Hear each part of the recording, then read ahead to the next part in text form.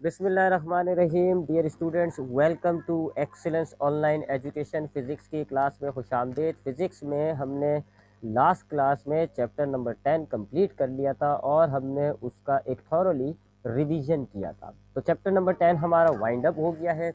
Chapter number 10 हमने complete कर लिया है। इसके numericals paper point of view से इतने काम के स्ट्रॉन्ग न्यूमेरिकल्स नहीं होते, इतने इंपॉर्टेंट न्यूमेरिकल्स नहीं है, लेकिन फिर भी जब हम चैप्टर नंबर 11 कंप्लीट कर लेंगे तो फिर चैप्टर नंबर 11 के न्यूमेरिकल्स के साथ साथ अगर कोई न्यूमेरिकल लगा चैप्टर 10 का इंपॉर्टेंट तो हम उसको भी देख लेंगे। लेकिन अभी फिलहाल हम न्यूमेरिकल्स को नहीं देख रहे हैं, हम अगला चैप्टर स्टार्ट करने जा रहे हैं, चैप्टर नंबर 11 ही। ठीक है, तो चैप्टर 10 कंप्लीट हो गया। अगर चैप्टर 10 के किसी टॉपिक से रिलेट कोई सवाल हो तो you are welcome any time, कभी भी आप वो सवाल कर लीजिएगा मुझसे।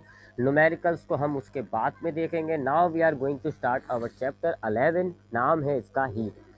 It is the lengthiest chapter of your book. यह आपकी बुक का सबसे बड़ा चैप्टर है और इम्पॉर्टेंट चैप्टर होता है क्योंकि हीट जो होती है आपकी लाइफ में बहुत ही इन्फ्लुएंस है हीट का।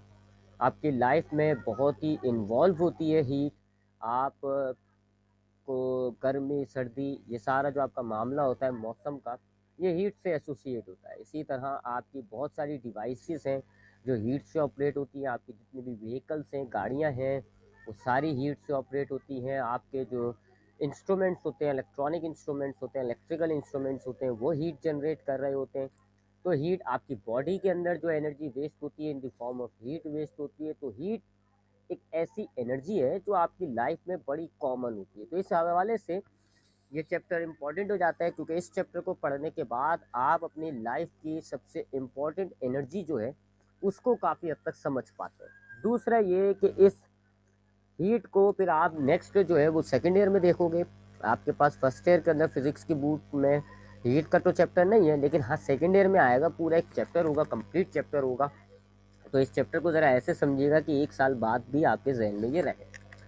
हीट क्या होती है जी? सबसे पहले हम हीट की बात करते हैं जी, और साथ साथ हीट के साथ साथ हम टेम्परेचर को भी देखेंगे कि टेम्परेचर क्या क्या होता है, क्योंकि लोग अक्सर हीट को टेम्परेचर से कंपेयर कर रहे होते हैं। कंपेयर करना चाहिए लेकिन ये दोनों सिमिलर नहीं होती, डिफरेंट होती है, लिहाजा डिफरेंट के अतबार से हमें कंपेयर करना चाहिए। सबसे पहले हम बात करते हैं हीट की। हीट क्या होती है जी? सबसे पहली बात, it is a form of energy. आपने चैप्टर 8 में पढ़ा एनर्जी के बारे में। Form, it is a form of energy. आपने चैप्टर 8 में एनर्जी का टर्म पढ़ा था। आपने पढ़ा था एनर्जी क्या होता है। Energy are somethings that has the ability to do work. Energy आपकी कायनात में पाई जाने वाली ऐसी चीज़ें होती हैं जिनमें वर्क करने की सलाहियत होती है। उसी चैप्टर में मैंने आपको बताया था कि एनर्जी की कई फॉर्म्स हमारे पास दुनिया में मौजूद है। एनर्जी कई फॉर्म्स पर मुश्तमिल है, जिनमें से हमने दो जो फॉर्म्स थी, काइनेटिक एनर्जी और पोटेंशियल एनर्जी, वो हमने उसी चैप्टर में स्टडी कर ली थी। बाकी की जो फॉर्म्स होती हैं जैसे कि हीट, लाइट, वो मैंने कहा था आपको कि आप आगे के चैप्टर्स में स्टडी करेंगे। तो ही एनर्जी जो है उसकी कई फॉर्म्स हैं, उनमें से एक जो है वो ये हीट होती है। It is most common. ज़्यादातर आपकी लाइफ में जो एनर्जी जिस फॉर्म में पाई जा रही होती है वो आपकी हीट होती है। तो इसलिए हम कहते हैं इसको it is most common form of energy. ये आपकी बहुत कॉमन फॉर्म होती है एनर्जी की। बार बार हम इसको एनर्जी कह रहे हैं, एनर्जी की फॉर्म कह रहे हैं, सो इट मीन्स कि it has the ability to do work. ठीक है, it has the ability to do work. It has the ability to do work. तो चूँकि ये एनर्जी की एक फॉर्म होती है, एक किस्म होती है, लिहाजा इसमें भी वर्क करने की सलाहियत होती है। ये भी जब आप ऑब्जेक्ट को देते हो, यानी हीट एनर्जी अगर आप एक ऑब्जेक्ट को सप्लाई करोगे तो उसमें वर्क पैदा हो जाता है, उसमें वर्क होना शुरू हो जाता है। इसकी कॉमन तरीन एग्जाम्पल आपकी गाड़ियाँ हैं।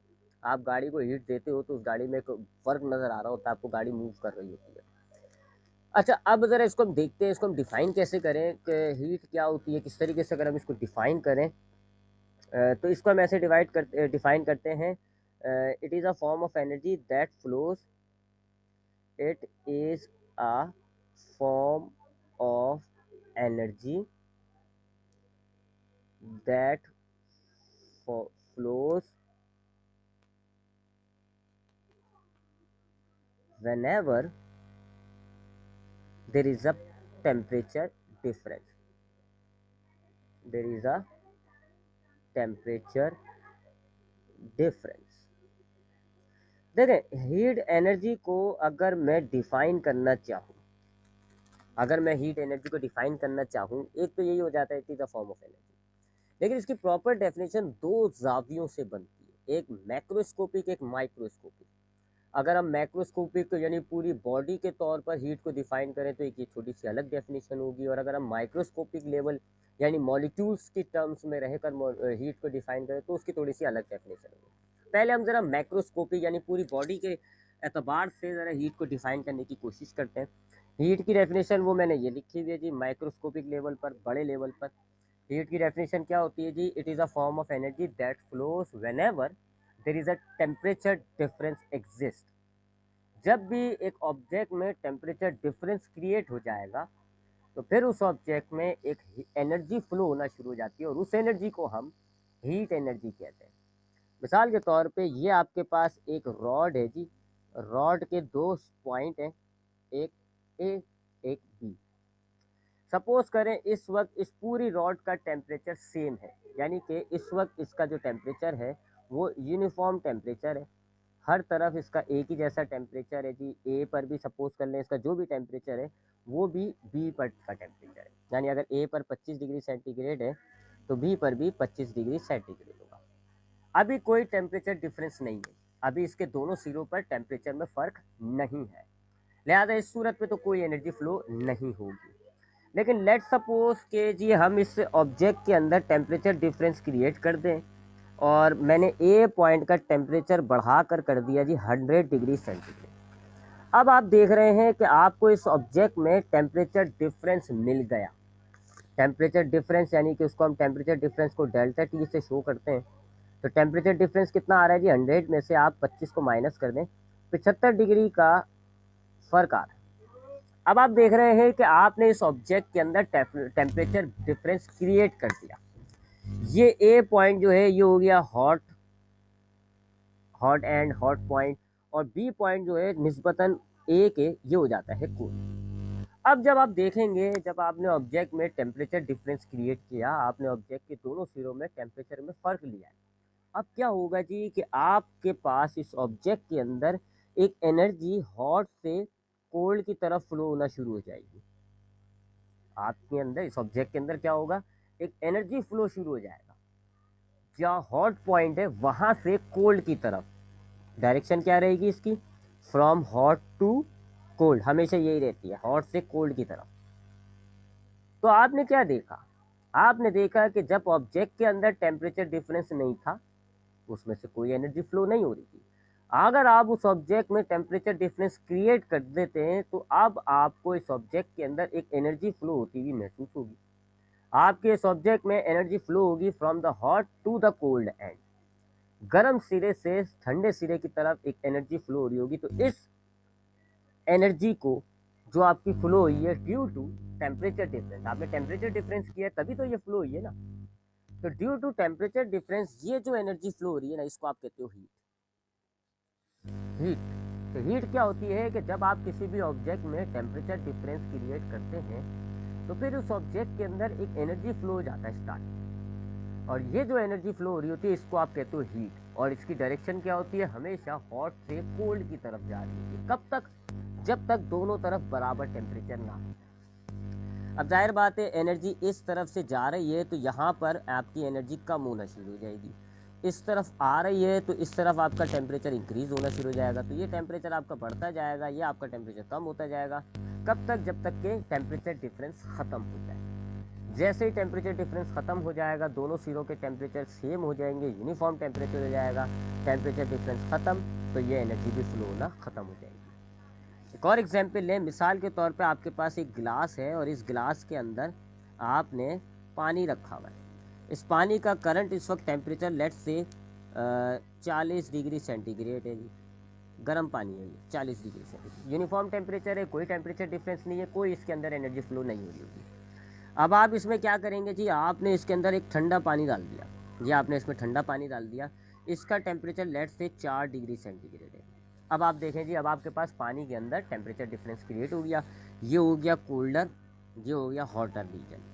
अब आपने टेम्परेचर डिफरेंस क्रिएट कर दिया ना, अब क्या होगा, एनर्जी फ्लो होना शुरू हो जाएगी फ्रॉम हॉट टू कोल्ड। ऐसे इस पानी के अंदर एनर्जी फ्लो होना शुरू हो जाएगी। इस एनर्जी को आप कह रहे हो, जो टेम्परेचर डिफरेंस की वजह से एनर्जी आई है ना, इस एनर्जी को आप कह रहे हो हीट।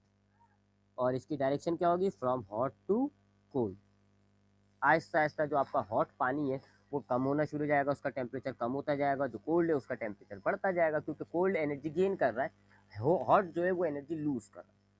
क्या होगा जी? आपका ये टेम्परेचर खत्म हो जाएंगे। फिर आपके पास सपोज करो जी ऊपर भी 20 हो गया और नीचे भी 20 हो गया। अब टेम्परेचर डिफरेंस खत्म हो गया ना, अब कोई कोल्ड कोई हॉट नहीं है, टेम्परेचर डिफरेंस जो था वो अब खत्म हो गया, लिहाजा अब एनर्जी फ्लो होना बंद हो जाएगी। तो इसको आप कहते हो हीट। तो जब कभी भी आप ऑब्जेक्ट के अंदर टेम्परेचर डिफरेंस क्रिएट करेंगे तो उस ऑब्जेक्ट में a kind of a form of energy start हो जाएगी फ्लो, और उस एनर्जी को आप कहते हो हीट। और ये एनर्जी जो है हमेशा हॉट से कोल्ड की तरफ जा रही होती है। ये तो हो गया इसकी हीट की मैक्रोस्कोपी, यानी इसको अगर हम बड़े लेवल पर डिफाइन करें, एक बड़े ऑब्जेक्ट के एतबार से अगर मैं हीट को डिफाइन करूंगा तो ये उसकी डेफिनेशन होती है कि अगर एक ऑब्जेक्ट में टेम्परेचर डिफरेंस क्रिएट करा जाए तो उस ऑब्जेक्ट में हीट एनर्जी फ्लो होना शुरू हो जाती है फ्रॉम हॉट टू कोल्ड। अगर हम माइक्रोस्कोपिक लेवल पर बयान करें हीट को, माइक्रोस्कोपिक लेवल मतलब हो गया कि छोटे छोटे मॉलिक्यूल्स के लेवल पर बयान करें, तो लेट्स से कि ये मेरे पास एक लिक्विड है, इसके अंदर बहुत सारे मॉलिक्यूल्स हैं। हम अपनी सिंप्लिसिटी के लिए 4 मॉलिक्यूल्स ले लेते हैं, 1 2 3 4। 4 मॉलिक्यूल्स ले लिए मैंने एक लिक्विड के अंदर। अब हम जानते हैं, हमने पिछले चैप्टर में काइनेटिक मॉलिक्यूलर थ्योरी पढ़ी है, और हमने हमने उस थ्योरी में ये पढ़ा कि ये मॉलिक्यूल्स जो हैं वो मोशन के अंदर होते हैं, और मोशन की वजह से इनके अंदर एक एनर्जी डेवलप हुई हुई होती है जिसको हम कहते हैं काइनेटिक एनर्जी। ठीक है, इन मॉलिक्यूल्स के अंदर कौन सी एनर्जी होगी इस वक्त? Kinetic energy. हर ऑब्जेक्ट में, हर, चाहे वो सॉलिड हो, चाहे वो लिक्विड हो, चाहे वो गैस हो, उनके मॉलिक्यूल्स मोशन में होते हैं और उनके मॉलिक्यूल्स में काइनेटिक एनर्जी मौजूद होती है।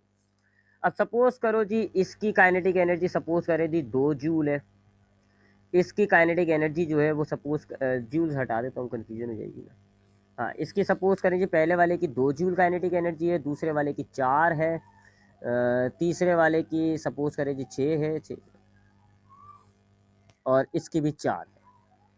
ठीक है, ये इसकी हमारे पास इन मॉलिक्यूल्स की काइनेटिक एनर्जी आ रही है। ये तीसरा जो मॉलिक्यूल है वो ज़्यादा मोशन में, इसकी ज़्यादा काइनेटिक एनर्जी है। पहला वाला मॉलिक्यूल ज़रा हल्के मोशन के अंदर एग्जिस्ट करता है तो इसकी काइनेटिक एनर्जी कम है।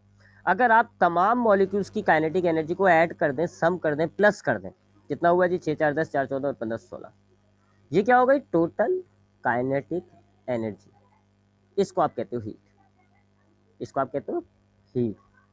तो माइक्रोस्कोपिक लेवल पे मैं हीट को कैसे डिफाइन करूंगा कि एक ऑब्जेक्ट में जितने मॉलिक्यूल्स होते हैं उनकी तमाम काइनेटिक एनर्जीज को मैं ऐड कर दूं, यानी एक ऑब्जेक्ट के अंदर जितनी भी एक सॉलिड हो, लिक्विड हो, गैस हो, उसके और उसके मॉलिक्यूल्स में जितनी भी किस्म की एनर्जी होगी, काइनेटिक, पोटेंशियल, जितनी किस्म की एनर्जी है, मैं सारी एनर्जी को ऐड कर दूंगा। इस ऑब्जेक्ट की एक टोटल एनर्जी बन जाएगी जो इस ऑब्जेक्ट के अंदर पाई जा रही है। इस टोटल एनर्जी को आप कहते हैं हीट। हर ऑब्जेक्ट में हीट पाई जाती है, हर ऑब्जेक्ट में। याद रखिएगा, जो ठंडा ऑब्जेक्ट है ना उसमें भी हीट है, जो गर्म ऑब्जेक्ट है उसमें भी हीट है। वो तो टेम्परेचर होता है, ठंडा है तो उसका टेम्परेचर कम है, गर्म है तो उसका टेम्परेचर ज़्यादा है। हीट सब में पाई जाती है। एक आपका ऑब्जेक्ट गर्म होगा तो इसका मतलब है उसमें हीट ज़्यादा है, ठंडा ऑब्जेक्ट तो इसका मतलब है उसमें हीट कम है, लेकिन है सब में। ठीक है, सब में एग्जिस्ट कर रही होती है। तो हीट क्या होती है जी कि आपके अगर माइक्रोस्कोपिक लेवल पे हम बयान करें तो हीट क्या होगी जी कि आपके पास अगर एक मैटर है, चाहे वो सॉलिड हो, चाहे वो लिक्विड हो, चाहे वो गैस हो, उसके जितने भी मॉलिक्यूल्स हैं उनकी तमाम किस्म की एनर्जीज को, ज़्यादातर तो काइनेटिक एनर्जी एग्जिस्ट कर रही होती है, तो तमाम एनर्जीज को अगर मैं ऐड कर दूं, टोटल एनर्जी निकाल दूं, तो total energy of the molecules is called heat. इसको आप हीट कहते हैं। ठीक है, तो ये दो डेफिनेशन हो जाती है हीट की। हीट क्या होती है कि माइक्रोस्कोपिक लेवल पर, अगर मैक्रोस्कोपिक लेवल पर हम बयान करें तो अगर एक ऑब्जेक्ट के अंदर हम टेम्परेचर डिफरेंस क्रिएट कर दें तो उस ऑब्जेक्ट के अंदर एक एनर्जी फ्लो होना शुरू हो जाएगी, और उस एनर्जी की डायरेक्शन होगी हॉट से कोल्ड की तरफ। तो उस एनर्जी को आप कह रहे हो कि हीट। जबकि माइक्रोस्कोपिक लेवल पर अगर हम बयान करें तो हीट क्या होती है कि आपके ऑब्जेक्ट के अंदर जितने भी मॉलिक्यूल्स हैं उनकी तमाम काइंड की एनर्जी को अगर हम ऐड कर दें, टोटल एनर्जी कैलकुलेट करें, उस टोटल एनर्जी को आप हीट कह रहे होते हैं। अब आते हैं दूसरी एक टर्म है जी जो कि इससे काफ़ी सिमिलर लग रही होती है हमें, टेम्परेचर, उसकी तरफ। टेम्परेचर की तरफ आते हैं जी, फिर हम मज़ीद हीट को कंटिन्यू करेंगे। पहले ज़रा टेम्परेचर की बात कर लेते हैं। टेम्परेचर क्या होता है? जिस तरह हीट को भी हम दो तरीक़ों से डिफ़ाइन कर पाए, एक बड़ी बॉडी के एतबार से, एक मॉलिक्यूलर लेवल के एतबार से, इसी तरीके से हम टेम्परेचर को भी दो तरीक़ों से बयान कर सकते हैं, बड़ी ऑब्जेक्ट्स के एतबार से और मॉलिक्यूल्स के एतबार से।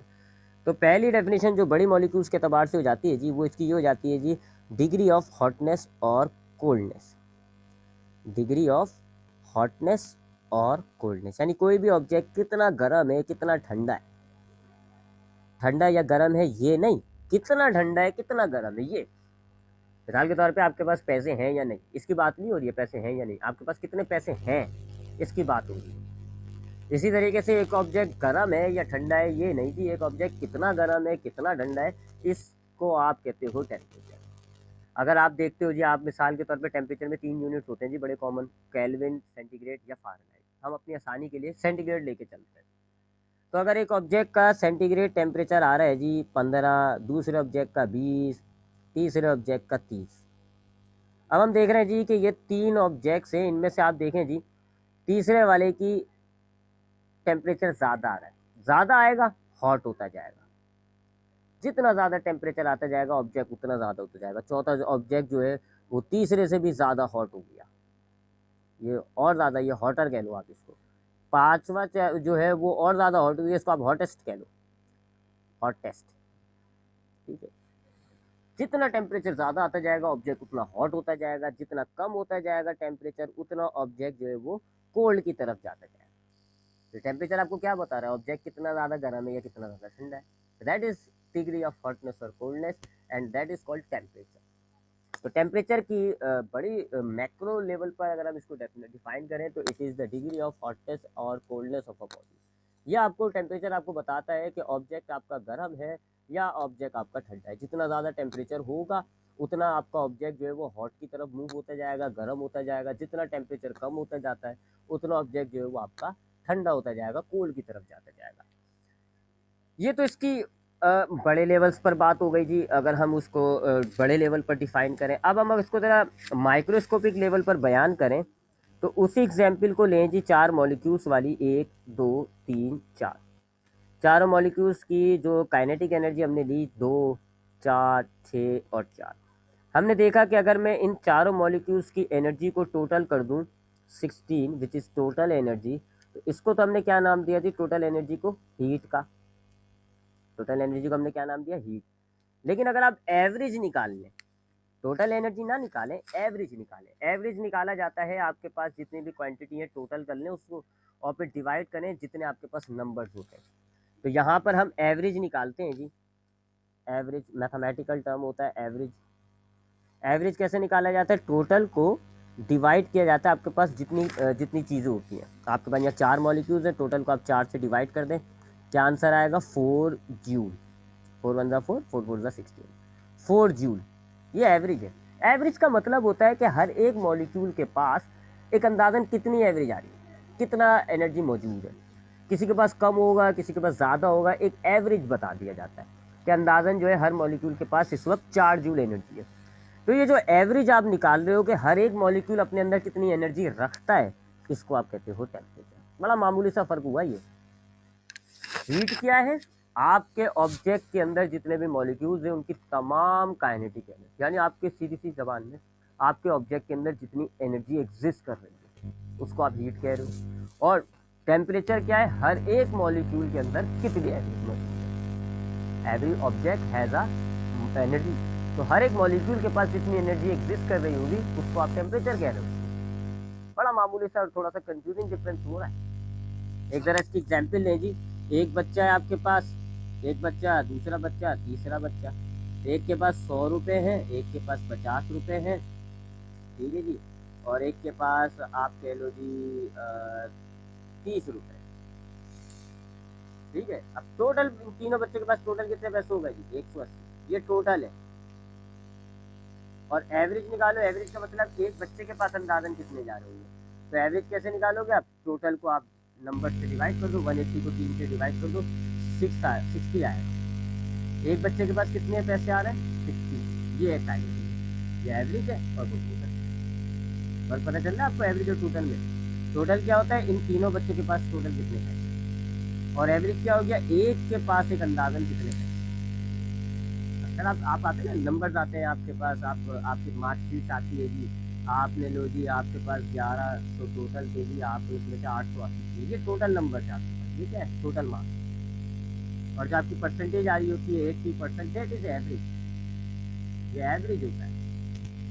एवरेज से मुराद हो गया कि आपके 100 नंबर के पेपर में तकरीबन 80 नंबर है, हर 100 के पेपर पे 80 है, यानी कि एक एवरेज बनाया ना आपने कि हर एक पेपर में आपने 80 नंबर आते हैं। ये हीट है, ये काइनेटिक एनर्जी जो टेम्परेचर है, ये हीट है, ये टेम्परेचर, थोड़ा सा ठीक। तो ये हीट और टेम्परेचर होता है जी। हीट क्या होती है, अगर एक ऑब्जेक्ट में टेम्परेचर डिफरेंस क्रिएट होता है तो उसमें जो एनर्जी फ्लो होना शुरू हो जाती है from hot to cold, it is called heat.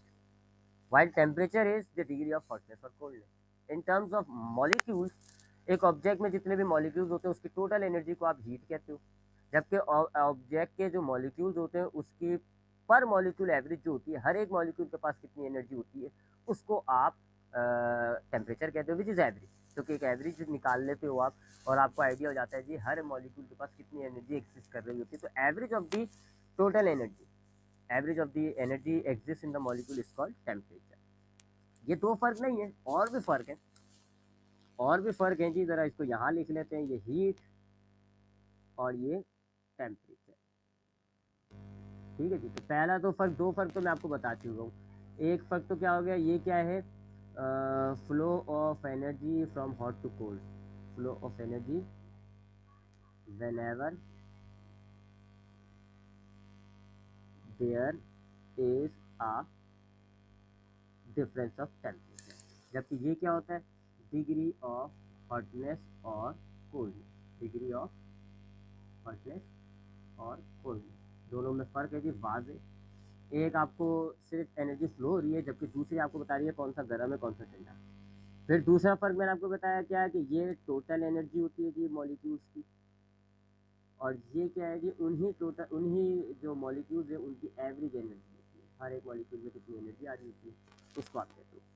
तीसरा फ़र्क इनके यूनिट्स पर आ जाते हैं कि हीट टू के हीट जो है वो चूँकि एक एनर्जी की किस्म है, लिहाजा इसका यूनिट भी एनर्जी वाला होगा, यानी कि जूल। जबकि टेम्परेचर जो है इसके यूनिट्स 3 इस्तेमाल किए जाते हैं वैसे, और स्टैंडर्ड यूनिट जो होता है इसका वो केल्विन होता है, के इसका सिंबल होगा। जबकि दीगर यूनिट्स के अंदर सेंटीग्रेड भी होता है, डिग्री फ़ारेनहाइट भी होता है, ये इसके दीगर यूनिट, ये भी इस्तेमाल करते हैं हम आमतौर पे। जब हम दिन रात का जो टेम्परेचर मेजर करते हैं वो सेंटीग्रेड में, इंसानी जिस्म का टेम्परेचर जब हम मेजर करते हैं बुखार वगैरह के दौरान तो Fahrenheit, but the standard unit would be kelvin, kelvin standard unit होता है। तो यूनिट में भी फ़र्क है।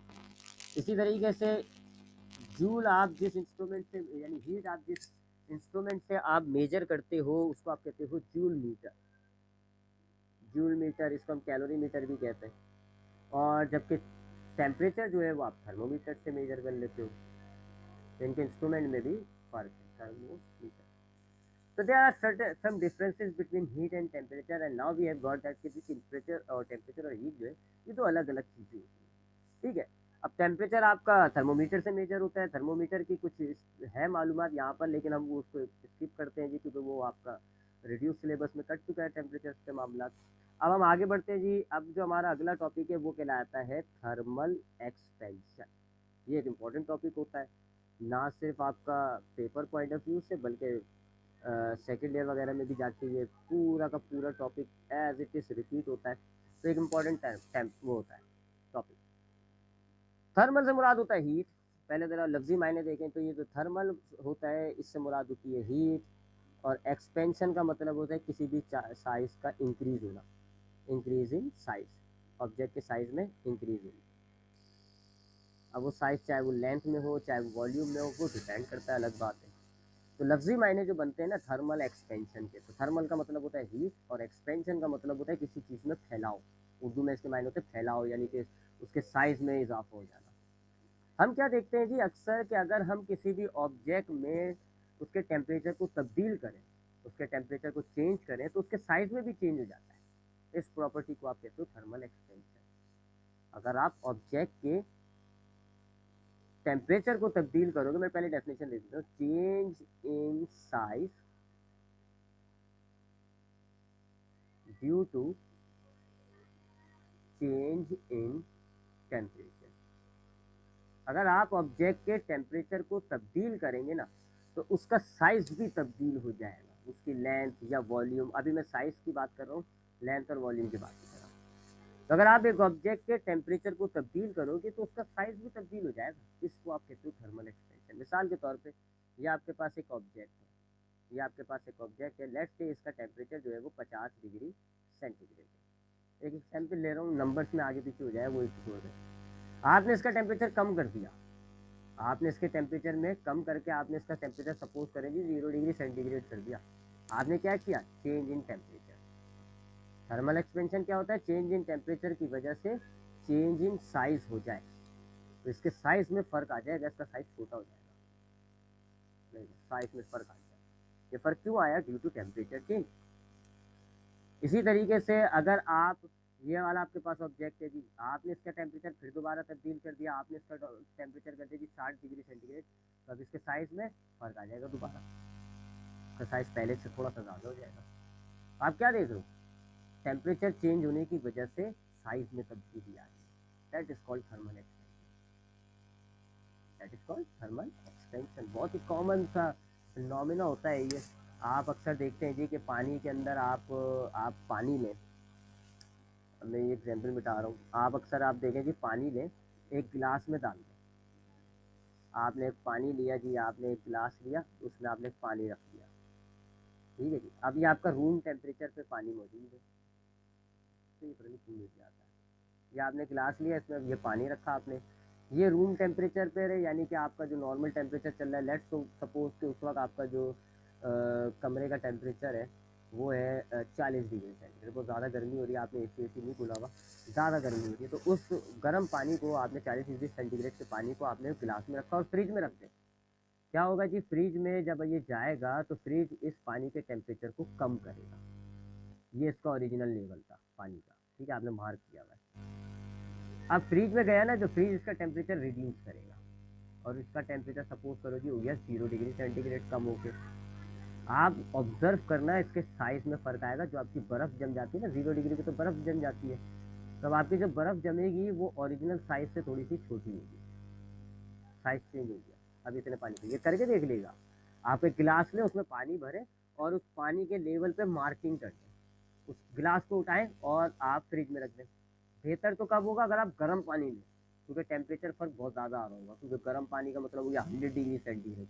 फ्रिज में ले जाके रखोगे तो 0 डिग्री सेंटीग्रेड, यानी 100 डिग्री का चेंज ला रहे हो। तो आप एक गर्म पानी लें, उसको गिलास में डालें, मार्किंग कर दें जी लेवल तक। उस गर्म पानी को जिसका टेम्परेचर 100 डिग्री सेंटीग्रेड है फ्रिज में रखें।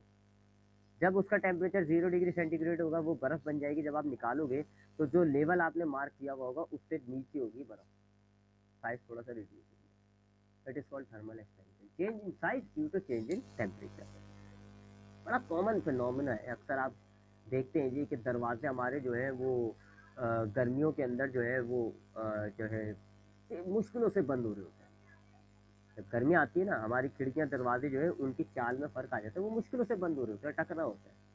वजह क्या होती है, क्योंकि हमारे जो दरवाजे होते हैं अक्सर लोहे के, एलुमिनियम के, इन चीज़ों से बने हुए होते हैं। थर्मल एक्सपेंशन सर्दियों में बनाया आपने, अब जब गर्मी हुई, टेम्परेचर बढ़ गया, तो उसके साइज में भी इजाफा हो जाता है। टेम्परेचर बढ़ गया, टेम्परेचर चेंज हो गया, तो क्या होगा, टेम्परेचर चेंज की वजह से उसके साइज में भी चेंज हो जाता है, वो बढ़ जाता है उसका साइज। साइज बढ़ने की वजह से अब वो हट जाता है, आपका दरवाजा बंद नहीं हो रहा होता। इसको आप कहते हो thermal expansion, change in size due to change in temperature. बहुत ही माइन्यूट सा भी बाजू का माइन्यूट फर्क आ रहा होता है, बाजू का बहुत ज़्यादा फर्क आता है, ठीक है। तो अगर आपने किसी भी ऑब्जेक्ट में, ये आपको सॉलिड लिक्विड गैस सब में मिलता है, याद रखिएगा।